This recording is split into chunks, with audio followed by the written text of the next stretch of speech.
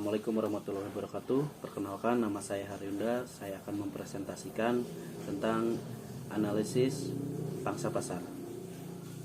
Dengan melakukan analisa pasar, perusahaan bisa mengetahui siapa yang akan tertarik pada produk, seberapa sering mereka akan membeli, serta apa yang paling mereka harapkan dari produk tersebut. Semakin banyak jawaban yang didapatkan, semakin besar pula kesempatan untuk berbisnis bagi perusahaan. Analisa pasar akan membantu perusahaan mendapatkan profit konsumen yang paling ideal. Pemahaman akan konsumen akan membantu perusahaan menentukan ukuran pasar serta menambah aspek yang akan mendorong konsumen untuk membeli. Harga dari produk dan atau jasa yang perusahaan tawarkan pun bisa disesuaikan dengan target pasar atau target konsumen tersebut. Pangsa pasar adalah bagian dari pasar yang dikendalikan oleh perusahaan, dan semua potensi penjualan umumnya dinyatakan dalam persentase. Dengan total penjualan perusahaan dari semua sumber, dengan total penjualan produk atau barang dan jasa dalam industri tertentu. Dalam industri tertentu tentunya untuk mengetahui juga sejauh mana minat konsumen terhadap produk yang dipasarkan. Analisa pasar memang dibutuhkan sebagai sumber informasi yang penting yang akan membantu perusahaan dalam mengidentifikasi serta menganalisa keinginan masyarakat umum, konsumen, serta memahami para pesaingnya. Dengan mengetahui berbagai tujuan analisa pasar sebagai owner dari perusahaan, bisa semakin yakin dalam melakukan analisa pasar, melakukan pengembangan produk, serta memberi peluang bagi bisnis untuk semakin berkembang. Sebelum melakukan pemasaran, perusahaan harus menentukan atau menguji dahulu produk sebelum diluncurkan. Uji produk adalah bagian yang sangat penting dari pemasarannya. Setiap keputusan yang diambil oleh perusahaan harus diuji sebelum diekspos sepenuhnya ke target konsumen. Dengan melakukan analisa pasar sebelum menguji suatu ide atau produk agar terhindar dari pengeluaran yang terlalu besar dan pemasaran produk yang gagal.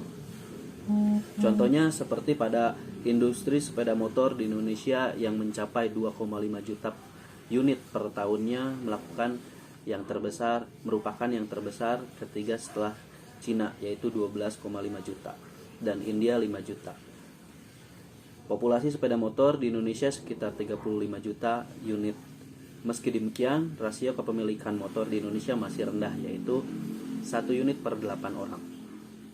Sejak terjadinya krisis pada tahun 1997, penjualan sepeda motor di Indonesia merosot tajam dari angka 1,7 juta unit menjadi 500 ribuan unit pada tahun 1998.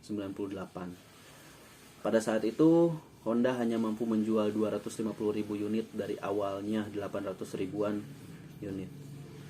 Hal tersebut mendorong pemerintah menerbitkan deregulasi otomotif pada Juli tahun 1999, di mana pemerintah memperbolehkan impor sepeda motor secara utuh. Akibatnya sejak saat itu pasar dibanjiri sepeda motor impor, terutama Cina yang harganya sangat relatif lebih murah dari produk lokal. Pada saat itu produk Cina terus masuk pasar Indonesia secara besar-besaran dan langsung mampu merebut 18% pangsa pasar motor Indonesia.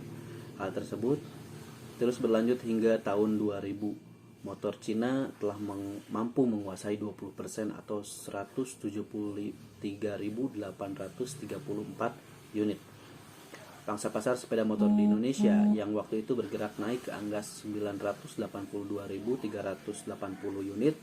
Saat itu sepeda motor Cina yang ada di pasaran ada 70 dari 120 yang mendapatkan izin dari Deperindag Importir 30 perusahaan.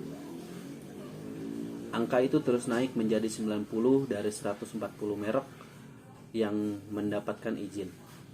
Importirnya 38 perusahaan, bahkan sempat mencapai 88 perusahaan yang memproduksi motor Cina dengan total produksi sekitar 40.000 unit per tahunnya.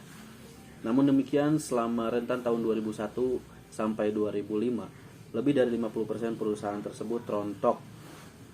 Meskipun demikian, hal tersebut tetap harus diwaspadai. Bila tidak hati-hati dalam strategi pemasarannya, pangsa pasar sepeda motor merek Jepang khususnya Honda dapat digerogoti sedikit demi sedikit bila Cina mulai memperbaiki kualitas produknya.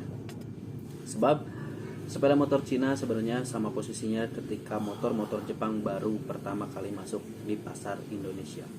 Sekian presentasi dari saya. Assalamualaikum warahmatullahi wabarakatuh.